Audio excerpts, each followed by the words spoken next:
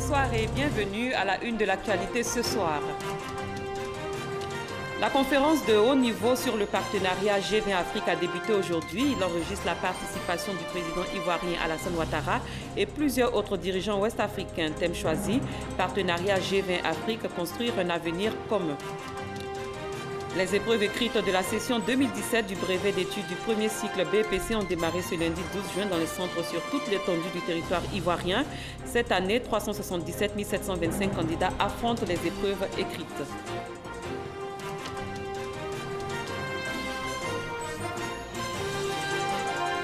La Société mathématique de Côte d'Ivoire célèbre ses 40 ans d'existence, une célébration hommage au professeur Saliou Touré. La cérémonie officielle s'est déroulée en présence du vice-président Daniel Cablon-Duncan. Merci de nous rejoindre pour ce tour de l'actualité. À l'initiative de la présidence allemande, la conférence de haut niveau sur le partenariat G20 Afrique a ouvert ses portes ce lundi à Berlin. Plusieurs chefs d'État se réunissent autour du thème partenariat G20 Afrique, construire un avenir commun. Parmi eux, le président Alassane Ouattara. Awa Touré, depuis Berlin. Vers la mise en œuvre d'un plan Marshall avec l'Afrique. C'est en tout cas l'ambition de la présidence allemande du G20 qui entend construire un avenir commun avec l'Afrique. Il s'agit, à travers l'initiative Compact with Africa, de promouvoir les investissements privés et coordonner les initiatives du G20, celles des organisations internationales et des pays africains.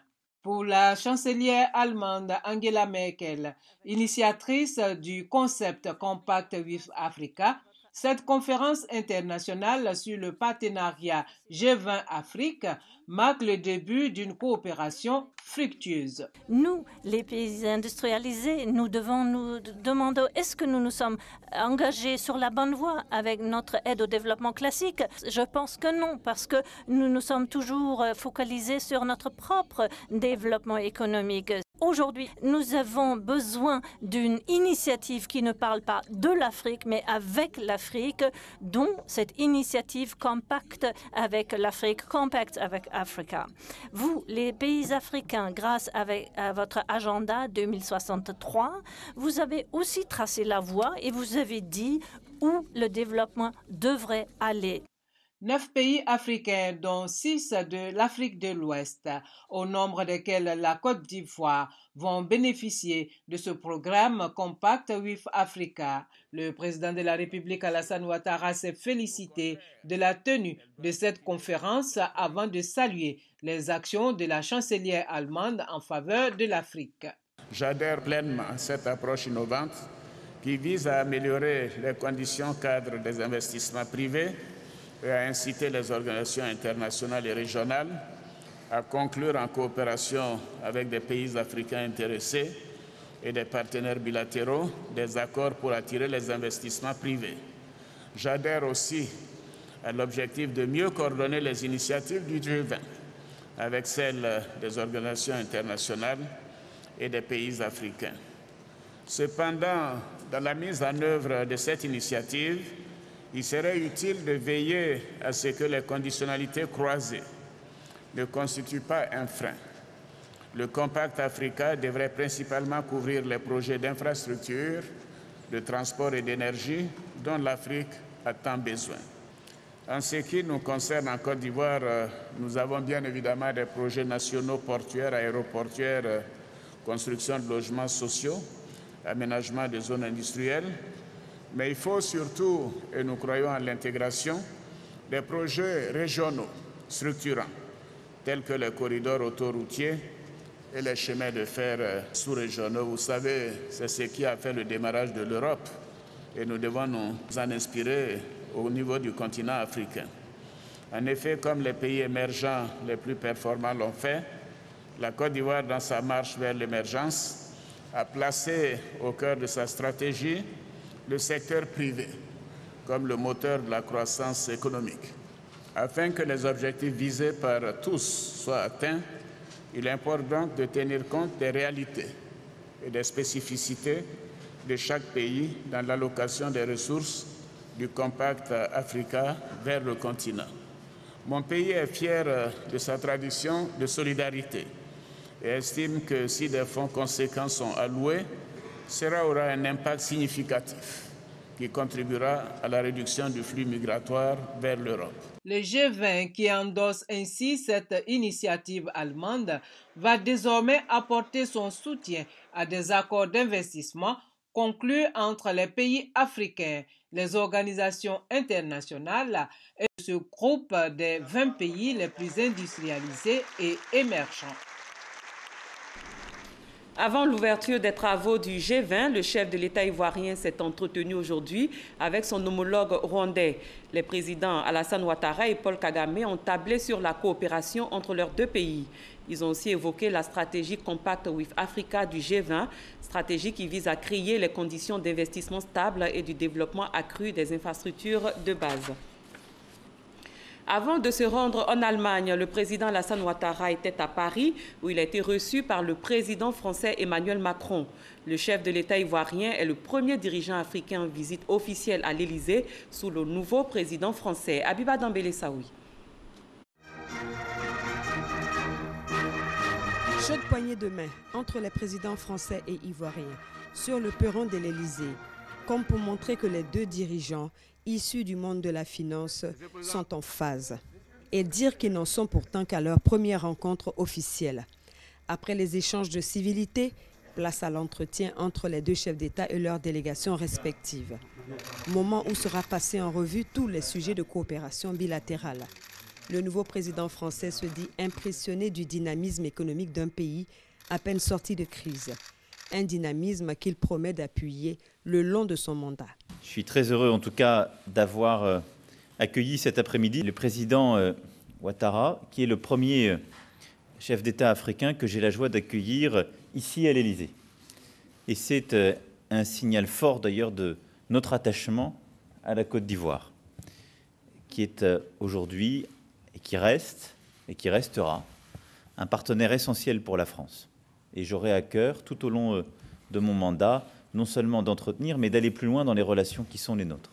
Je sais l'histoire de nos pays, les épisodes difficiles qu'il y a pu y avoir, les périodes aussi difficiles que la Côte d'Ivoire a traversées, mais également la renaissance et le rayonnement qui est aujourd'hui le sien.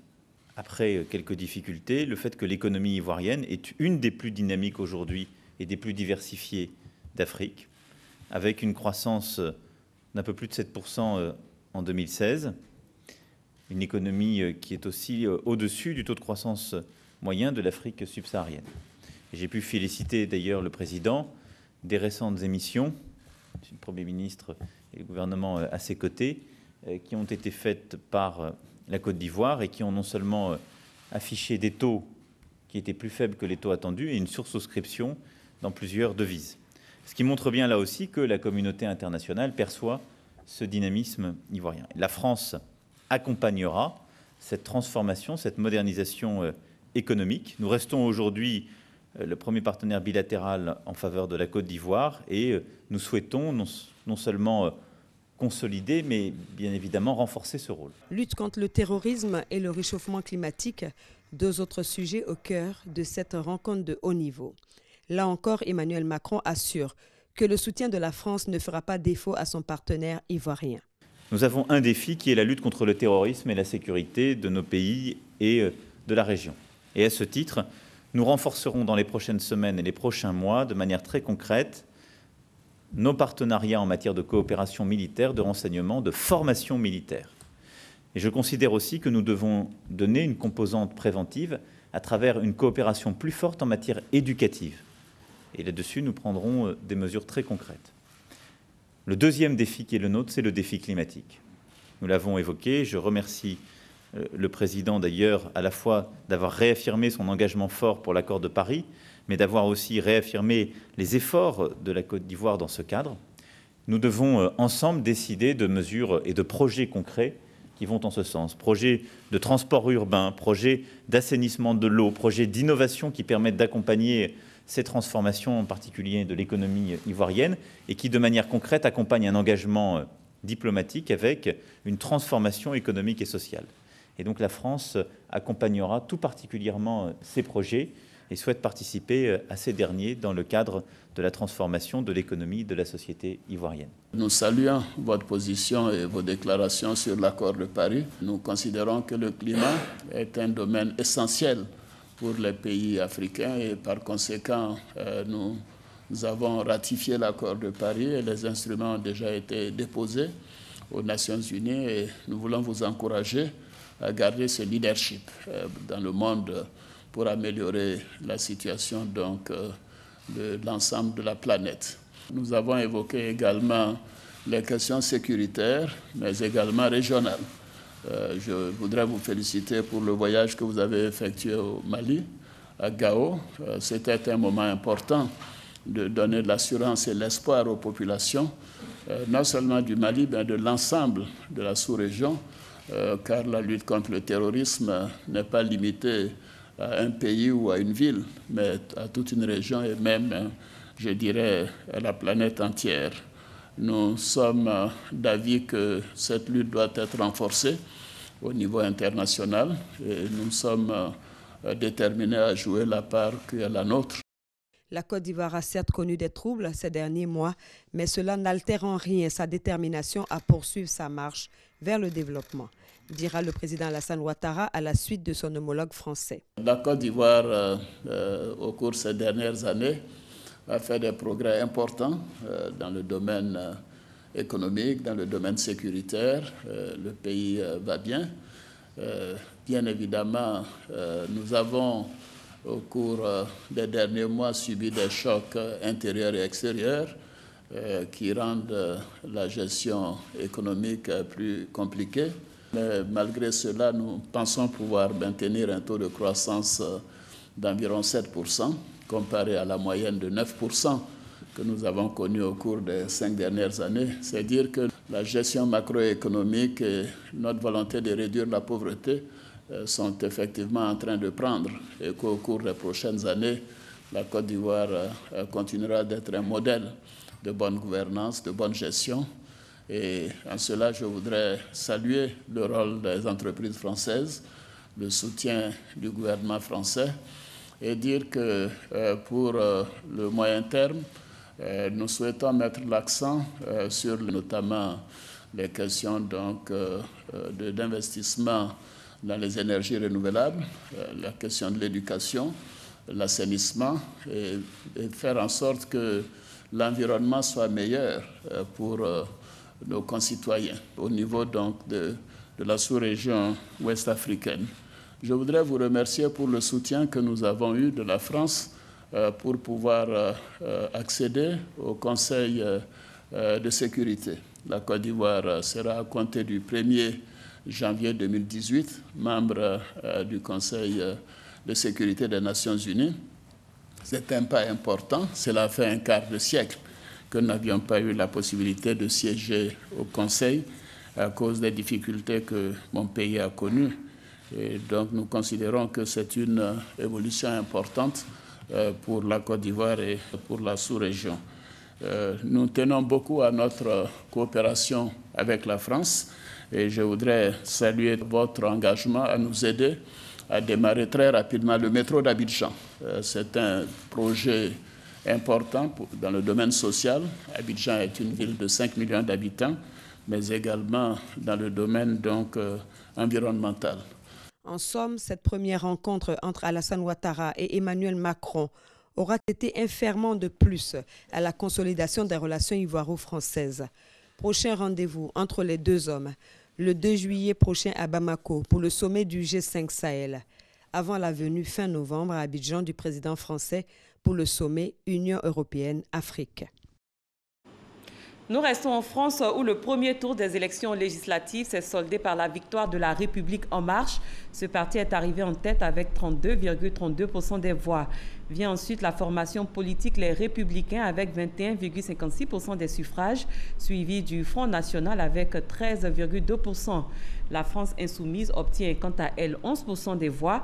Le Parti socialiste arrive en dernière position avec 9,5% des voix. On fait le décryptage de ces chiffres avec Herman Guivé. Emmanuel Macron, présenté haut la main ou en maître incontesté du Parlement français, au lendemain du premier tour des législatives. La presse française affiche à la une de ses journaux ce qu'elle qualifie de déferlante macroniste. Tel un tsunami, le mouvement En Marche d'Emmanuel Macron pourrait s'arracher environ 400 sièges du Parlement. Une véritable gifle aux partis traditionnels, le Parti socialiste et le Parti républicain. L'effet Macron, un mouvement qui fait boule de neige. À partir du moment où des partis traditionnels, qui en leur sein regorgent de politiciens qui ont toute une histoire, et que ceux-là aient été battus par des jeunes, par des leaders politiques nouveaux, dans des circonscriptions historiques et traditionnelles, cela dénote donc la fin d'une génération et le début d'un nouveau cycle de vie politique en France. C'est cela qu'il faut tirer comme enseignement dans la lecture que nous devons faire de l'élection législative qui vient de se dérouler. Des têtes d'affiche et non des moindres de ces partis politiques sont tombés. Au nombre d'entre elles, Jean-Christophe Cambadélis, premier secrétaire du Parti socialiste, ou encore Benoît Hamon, candidat malheureux à la présidentielle. La deuxième défaite des partis traditionnels et des hommes politiques historiques, c'est le taux d'abstention. En réalité, ce sont les leaders historiques qui ont été une deuxième fois battus à travers le peu d'engouement qu'il y a eu à ces élections législatives. Le mouvement En Marche est un mouvement qui ne date que d'une année. Or, eux n'ont pas réussi à mobiliser le maximum d'électeurs à travers leur structure politique traditionnelle pour réussir cet engouement-là et inverser la tendance. Donc, en réalité, c'est une victoire du président Macron. Des résultats qui ne seront pas sans conséquences dans la vie de ces partis politiques. Les partis politiques bénéficient de l'aide, de la subvention de l'État sur la base de la proportionnalité des parlementaires que les différents partis présentent à l'Assemblée ou au Sénat. La difficulté de financer des activités aura des répercussions. C'est toute la cartographie politique française qui est impactée. Second tour des législatives françaises, dimanche 18 juin 2017. Il pleut beaucoup en ce moment dans la capitale économique ivoirienne et cela n'est pas près de s'arrêter. La météo prévoit pour la ville d'Abidjan des orages et d'importantes pluies pouvant occasionner des inondations. Parlons éducation nationale avec le début des épreuves écrites du brevet d'études du premier cycle. Le BEPC se déroule sur l'ensemble du territoire national et cette année, 377 725 candidats font face aux épreuves. Le ministre de l'Éducation nationale de l'enseignement technique s'est rendu à Toumoudi où elle a visité les centres d'examen. Kwadio Kwami. Lycée moderne Kamia Liali de Toumoudi, cadre choisi pour le lancement officiel des épreuves écrites du BEPC section 2017. 9h50, arrivée de Mme Kandia Kamara, accueillie par Mme Goudou Kofi, ministre de la Santé et de l'Hygiène publique, entourée des autorités administratives, politiques et de plusieurs responsables du milieu de l'éducation nationale. Secrétariat de l'examen au lycée Camille Aliali, où composent 651 candidats repartis dans 51 salles. Première épreuve, la composition française. Appréciation de certains candidats. Nous venons de terminer les épreuves de composition française. Ça parlait de l'école. C'est un sujet très facile pour moi. Au début, j'avais peur, mais je crois que tout va bien se passer. Et je prie Dieu que Dieu nous aide. Vérification des enveloppes contenant les épreuves garantissant la transparence de l'examen, avant de distribuer les épreuves de physique et chimie. Dernière escale, le CMET. Après la visite, Madame le ministre a dit sa satisfaction quant au bon déroulement des épreuves du BEPC. Aujourd'hui, nous avons 355 223 candidats au BEPC qui composent dans 609 centres. C'est du travail. C'est la raison pour laquelle je félicite mes collaborateurs, Madame la directrice et l'ensemble de ses collaborateurs, parce que c'est un processus qui a commencé depuis 2016, depuis le mois de septembre, d'octobre et de novembre, par l'inscription des candidats. Et vous savez, c'est tout un processus qui est assez long. Et des mots d'encouragement à l'endroit des candidats libres pour leur souci d'améliorer leurs conditions de vie. Vous savez, abandonner les salles de classe, quitter les tables bancs pendant un an ou pendant plusieurs années et revenir à l'école pour poursuivre et surtout chercher à obtenir un diplôme, je trouve que c'est très courageux. Et c'est la raison pour laquelle je félicite les candidats les candidats libres et j'encourage tous ceux qui n'ont pas leur diplôme à passer les différents examens et concours parce que ce sésame leur permet d'améliorer leurs conditions de vie. Avant tout maudit, Madame le ministre a visité plusieurs centres d'examen à Yamoussoukro. Les résultats du CEPE sont attendus le 16 juin, BEPC le 4 juillet et le baccalauréat le 16 juillet. La Société mathématique de Côte d'Ivoire célèbre ses 40 ans d'existence, une célébration marquée par un hommage au professeur Saliou Touré pour son implication en faveur du rayonnement des sciences mathématiques. La cérémonie officielle s'est tenue en présence du vice-président de la République, Daniel Kablan-Duncan. Herman Guivé. Voici 40 ans qu'existe la Société mathématique de Côte d'Ivoire. Pour célébrer cet âge de maturité et souffler ses 40 bougies, la Société mathématique de Côte d'Ivoire, en abrégé SMCI, rend hommage au professeur Saliou Touré par le biais d'une conférence internationale de mathématiques. Aux premières loges de cette conférence internationale de mathématiques, le vice-président de la République, Daniel Kablan-Duncan, s'imprègne du bilan de la dite société depuis sa création, un bilan présenté par le professeur Saliou Touré. C'est pour permettre à la Côte d'Ivoire de participer activement au processus du développement et de promotion de la science que nous avons créé au mois de mai 1977, la Société mathématique de Côte d'Ivoire. De nombreux travaux de recherche à cheval sur plusieurs domaines sont actuellement menés dans nos universités, nos instituts de recherche et dans nos grandes écoles. Dans tous ces domaines, nos chercheurs ont obtenu des résultats remarquables, malgré quelques difficultés passagères. Tous les résultats obtenus ont été publiés dans des revues mathématiques de renommée internationale. Vérité mathématique, le champ d'application des mathématiques reste incommensurable. Les mathématiques sont au cœur du développement de la science et de la technologie. Vérité partagée par le vice-président Daniel Kablan-Duncan. Les mathématiques méritent bien le terme de mère des sciences. Feu le président Félix Houphouët-Boigny, l'illustre père de la nation ivoirienne, avait très tôt saisi le rôle majeur de la science dans la société. Il aimait ainsi à répéter « l'avenir appartient à la science ». Je félicite donc les personnalités du monde mathématique qui ont donc été distinguées pour leur mérite, qui reçoivent ici tous nos encouragements pour leur travail accompli et reconnu. Vive félicitations à tous les membres de la Société mathématique de Côte d'Ivoire, avec bien sûr une mention très spéciale aux membres fondateurs, dont l'un des plus illustres est l'éminent professeur Saliou Touré. Quelle redynamisation et perspective de la Société mathématique de Côte d'Ivoire? Quelle mathématiques à l'ère du numérique? Différentes thématiques qui seront abordées au cours de plusieurs panels, couvrant les 3 jours de célébration arrêtés pour l'occasion. Sachez qu'avant cela, le vice-président Daniel Kablan-Duncan était à Bruxelles, en Belgique, pour prendre part aux Journées européennes du développement. Il a profité de son séjour pour visiter une entreprise belge d'archivage des documents sonores et audiovisuels à Victorien Angois.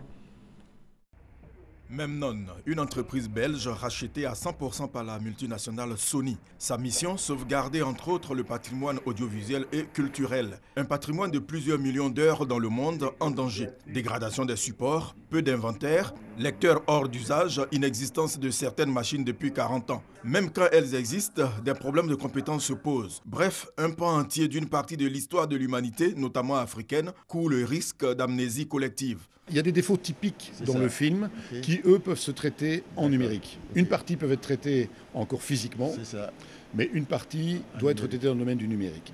Et donc, à ce moment-là, il y a des outils que nous utilisons pour, à ce moment-là, améliorer l'image, pour en permettre une diffusion, une utilisation plus large, etc. Donc, en fait, dans un premier temps, vous faites la copie, vous conservez l'original, de manière qu'on sait, c'est sur cette base vous êtes parti. Et ensuite, maintenant, vous retravaillez donc, sur le film, enfin la vidéo, tout ce que vous avez, de manière à apporter des améliorations qui permettent donc une utilisation plus agréable. Voilà, prenons les vieux disques avec des cracks, on les numérise avec les cracks, mais derrière on fait le travail, voilà, que ça paraisse en guillemets normal. Voilà, et plus moderne. Peu de pays ont développé une politique d'archivage. C'est ce que voudrait corriger le vice-président ivoirien. Daniel Kablan-Duncan a mûri l'idée depuis 1990. En plus de la radio et de la télévision nationale, il a pensé à l'archivage des documents de l'État. Une visite guidée par le directeur général et fondateur de la structure a permis au vice-président ivoirien de se faire une opinion des capacités opérationnelles de l'entreprise belge. Michel Merten révèle que l'UNESCO demande la sauvegarde des images, vidéos et autres sonores afin de préserver l'histoire et la mémoire du pays et de sa population. Nos racines, c'est l'histoire. Sans racines, l'arbre meurt. La Côte d'Ivoire, à l'instar du monde entier, commémore la journée mondiale de lutte contre le travail des enfants. Thème retenu pour cette 15e édition, dans les conflits et les catastrophes, protégeant les enfants du travail des enfants. La journée était meublée par des festivités et des séances de sensibilisation. Coopération Sud-Sud, le ministre ivoirien des Transports séjourne à Johannesburg pour s'inspirer du modèle sud-africain des transports. Il s'est rendu aujourd'hui à l'Agence nationale sud-africaine de gestion des routes. Ami Sissoko. Afrique du Sud, Johannesburg, province de Gauteng, l'Agence nationale sud-africaine de gestion des routes. Ici travaillent au quotidien près des milliers de personnes. Elles s'attellent à la gestion des trafics et à la sécurisation des usagers. Se sentent considérées comme une référence en la matière, a reçu le ministre des Transports, Amadou Koné. Une visite pour s'imprégner de son modèle en vue d'un meilleur développement du secteur routier en Côte d'Ivoire. C'est la première étape de son séjour sud-africain destiné au renforcement de la coopération dans le secteur des transports terrestres, aériens et maritimes. Ils ont développé beaucoup d'applications pour réagir donc assez rapidement sur la qualité des routes, sur les incidents sur les routes, sur la sécurité, la formation donc, du personnel, ainsi de suite, pour baisser donc, le nombre d'accidents de la route. Je vais vous dire que leur secret des réussites sur les routes, c'est juste avoir des informations appropriées, arranger les routes avant que ça puisse se détériorer, prendre des décisions formelles et une bonne décision. Sinon, ça coûte plus cher si les routes se détériorisent avant que vous ne puissiez arranger. Ont été abordés au cours des échanges ici la prévention et l'anticipation dans l'entretien des routes, l'utilisation des technologies dans la gestion des circulations et des routes à péage, la sécurité routière et autres. La visite de travail du ministre des Transports Amadou Koné en Afrique du Sud va durer 4 jours. Prochaines étapes, la rencontre avec les responsables de la compagnie South African Airways et les autorités en charge des transports aériens et maritimes. En sport, experts, secteur privé et ministères techniques sont en séminaire à Grand-Bassam pour réfléchir sur les stratégies de financement du sport en Côte d'Ivoire afin de trouver des solutions adéquates au profil des fédérations sportives et aux sportifs. Sébastien Ounier. En Côte d'Ivoire, le financement du sport repose essentiellement sur l'État. C'est lui qui prend en charge les frais liés aux compétitions internationales, la construction des infrastructures sportives et à l'octroi de subventions aux fédérations sportives pour le développement de leurs activités. C'est pourquoi, selon le coordonnateur général de ce projet, Moumouni Silla, ce séminaire de Grand-Bassam constitue un cadre d'échange afin de trouver des solutions adéquates au profil des fédérations sportives et aux sportifs. Il s'agira donc de dégager les meilleures stratégies au niveau du financement du sport en Côte d'Ivoire. Comment trouver l'argent pour faire face aux besoins des fédérations sportives, car l'État fait des efforts, mais insuffisants. Les besoins du mouvement sportif sont de plus en plus nombreux, alors que les ressources de l'État mises à la disposition du sport stagnent. Il apparaît donc nécessaire, voire indispensable, d'explorer d'autres voies et d'élaborer de nouvelles stratégies de financement complémentaires en vue de la mise en œuvre de la politique nationale des sports 2016-2020.